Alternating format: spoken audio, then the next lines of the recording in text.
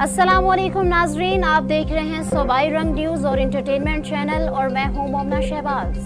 सबसे पहले नजर डालते हैं आज की आम खबरों पर। कमिश्नर रावलपिंडी डिवीजन लियाकत अली चट्ठा ने रावलपिंडी की पहली सब्जी और फ्रूट मंडी का इफ्तिताह कर दिया। सब्जी और fruit mandi union council Rawat main GT road Nazir Chak Beli मोड़ के मकाम पर कायम की गई है। सब्जी मंडी 20 कनाल रकबे पर मुहित है।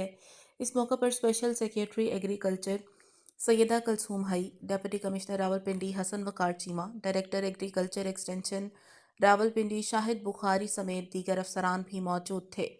कमिश्नर रावलपिंडी ने सूबाई रंग को बताया कि सब्जी और फ्रूट मंडी में बाकायदा बोली का आगाज़ 30 अक्टूबर बरोज़ पीर से होगा, जबकि सब्जी और फ्रूट मंडी का क़याम वज़ीर आला पंजाब का अवाम और किसान दोस्त प्रोग्राम का हिस्सा है।